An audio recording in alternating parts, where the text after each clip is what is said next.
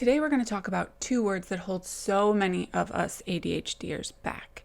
And when we let these words rule our lives and our decision making, it is a recipe for misery and burnout. The good news is there are a couple of simple fixes that you can put in place to break free of these words and keep working toward living a life that you love. If you're new here, I'm Tiff, absent-minded professor of neurobiology who was diagnosed with ADHD at 37. I'm also a mom to two awesome kiddos, one with ADHD and a spouse to a man with ADHD. And I am hyper-focused on helping you learn to love and live in harmony with your own unique, chaotic brain. So what are these two words and how do we overcome them? Well, grab your emotional support beverage of choice and let's go. All right, we're going to get right to it with the first word, which is shame. Shame causes a huge problem for so many people with ADHD, and that is for the simple reason that our struggles are things like forgetting, making careless mistakes, and involve letting people down on a regular basis when we show up late or forget something important. I would love to hear in the comments how shame has affected your life if you're someone that struggles with ADHD. For me as a kid, I was a high achiever, but I was also super messy, super disorganized, incredibly spacey. And my emotionally painful highlight reel includes people saying things to me like, are you one of those people that's like really smart but has no common sense? Ouch. Or, I don't think you're actually forgetting to load the dishwasher. I just don't think you want to do your chores. How am I in honors math but I can't remember to load the dishwasher? Unclear. This just leads to like a buildup of shame over time. And now today, I work in a university among some of the smartest people that I have ever met. And here I am locking my keys in the car with it running, forgetting my office keys, losing my ID card, forgetting meetings. None of this fits into the picture I had in my mind of what a professor should look like. So this led to me personally struggling with a crippling case of imposter syndrome for a lot of the early years when I was in this job, because I'm secretly struggling so much with some really basic things. And I felt like it's only a matter of time before everyone figures out that I'm really not cut out for this job, that I'm not as smart as they think I am. For a long time, this stopped me from fully enjoying some of the best parts of my job. I get to figure out how our brains work for a living. I get to train some of the smartest young scientists who are also some of the best humans that I have ever met. And when you can't enjoy those things, you're missing out on your life as it's happening. So basically, shame is a bitch for many reasons. So we'll just break down a few of the ways that it can show up in the lives of people with ADHD. So from childhood, people with ADHD experience way more negative feedback than their neurotypical peers. A second way shame shows up is through masking. And masking is when you hide who or how you really are. So this often means that we suffer in silence and we're hiding how chaotic or messy our lives or our brains truly are. It also means we're hiding how cool we truly are, by the way. Third, we become hypercritical of ourselves for the brain that we were born with, which is something that we can't help. And over time, this can lead to depression, anxiety, and issues with self-esteem that will last us throughout our lives. Fourth, ADHD prevents us from recognizing our truly awesome qualities and from sharing those with the world. We spend so much energy worrying about the things that we're bad at that we don't embrace and pursue and enjoy the things that we're good at. This also means that in friendships and relationships, oftentimes we aren't ourselves. And so people don't get to experience the full awesomeness that is you.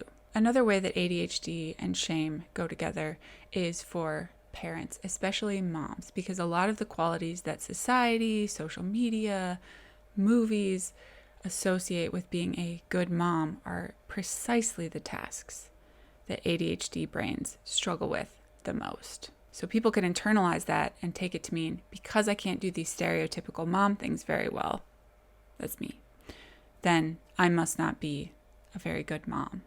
And finally, shame saps our energy, and it does it in two ways. First, shame takes so much energy all the time.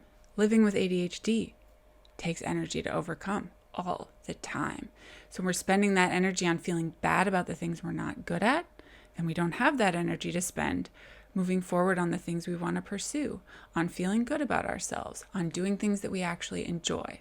The second way shame steals it is through masking. So feeling bad takes energy, but acting differently than who you really are also takes a ton of energy. Basically, pretending you aren't struggling is actually more draining than the struggle itself. And you're still having the struggle itself. Lose, lose. So imagine how much less energy we would be spending if we both stopped hating on ourselves so much and we stopped pretending. The second word that holds so many of us ADHDers back is the word should. I hate the word should. Should causes all kinds of problems.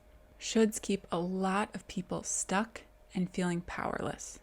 Failing at shoulds leads us to feel shame that we don't deserve to feel. Shoulds make us focus on things that don't matter and keep us from focusing on the things that actually matter, that will make our lives better or happier or more fulfilling.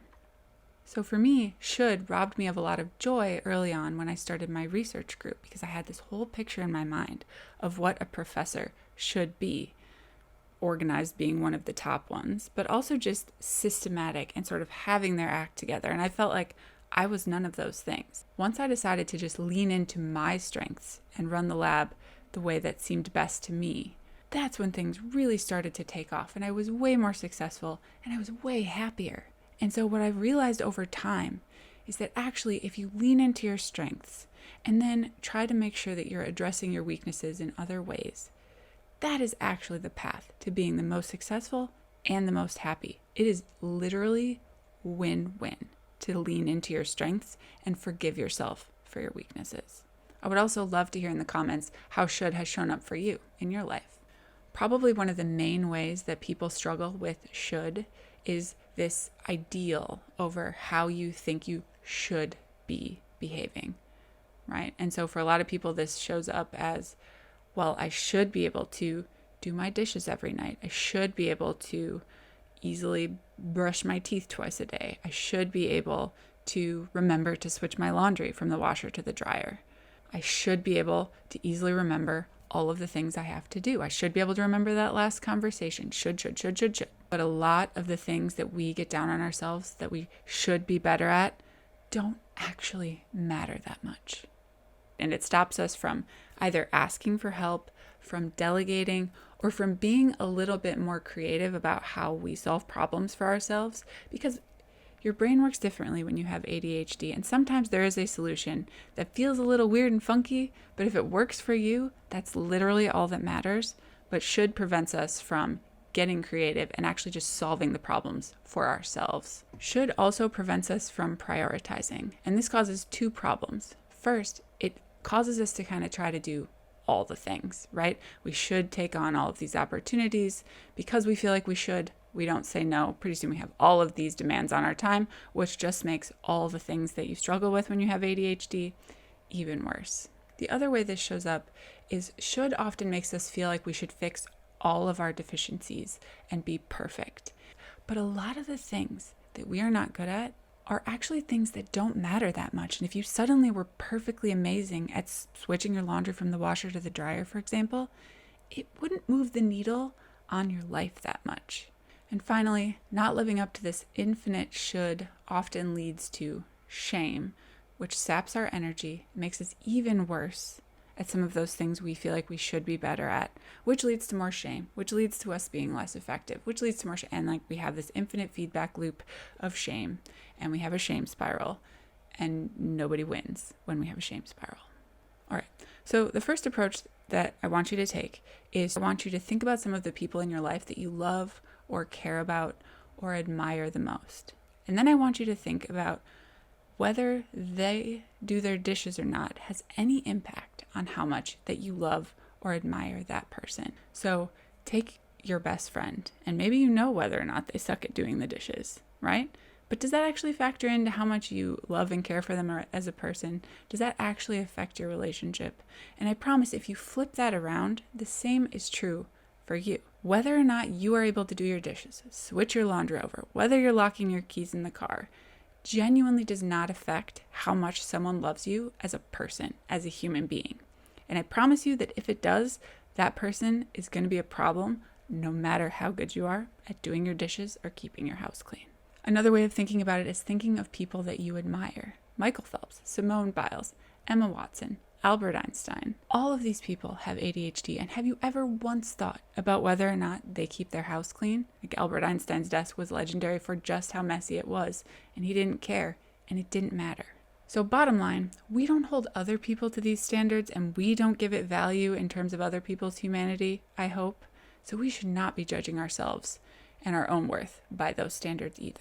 When you start to feel bad about yourself for something that you did or something that you don't do, I want you to think, is this breaking the law or is it harming another person? The answer to both of those is no. You actually don't have to beat yourself up about it. The second thing I want you to start doing is recognizing the things you're doing well, and also starting to recognize when you're having some negative self-talk. When you ever hear yourself saying, God, Tiffany, why can you not remember to do this simple thing? I want you to take those words and think about or actually say them out loud, but say them like you're saying them to someone else, someone that you love. And if that's not something you would say to your child or your best friend or your spouse, or if you did, you'd feel really stinking bad about saying that to them, then that is probably a sign that you should not be saying that to yourself. And then the flip side of doing this, as you start to recognize that you're doing it, is to also make sure that you are recognizing all the little things that you are doing well. When you are a good mom, when you are a good friend, when you accomplish something, when you do something that was hard, all of these things are small things that if you start to actually pause and recognize that you're doing it, you will start to feel better about yourself. By giving yourself that recognition, it is actually going to start shifting massively how you feel about yourself. This has worked so well for me to start to pick up on the successes that I'm having, and it gives you momentum so that you can keep having more success, making whatever changes, reaching whatever goals it is that you're trying to make. Huge, huge benefits to taking the time to do this for yourself. And my third tip is, wherever you can, wherever it's safe for you to do this, stop masking. Now, masking and disclosing are not the same. I'm not saying you have to go tell everyone around you that you have ADHD. This can actually be a huge problem because a lot of people have no understanding of ADHD. They haven't done the research, they haven't lived it, so you can run into a lot of judgment. But what I do mean is just starting to act like your own authentic self. So at work, for example, for me, this looked like starting to just ask people, if I don't email you back or if I forget to give you something that you need from me, please remind me. I welcome the reminder. And it was hard for me to start admitting that there were things that I just don't do well. But in the end, it actually just let a huge weight off of my shoulders and has allowed me to use that energy to just function better in other ways in the things that I'm good at. And now people remind me to do stuff, so I forget less. It's a win-win. In friendships, this looks like actually being yourself, allowing yourself to have an opinion, allowing your random energy to come out a little bit. And I promise you that it's probably going to make you a way more interesting friend. It will also attract the type of friends that you're going to find interesting. So hopefully some of these mindset shifts will help you free yourselves from a lot of the shames and the shoulds that are showing up in your lives. And it's not going to be something that happens overnight, but I want you to permit yourself to give yourself grace. I want you to permit yourself to prioritize things that actually need to be changed and let some of the other things go. I want you to permit yourself to solve problems in a way that works for you and not in a way that you think you should.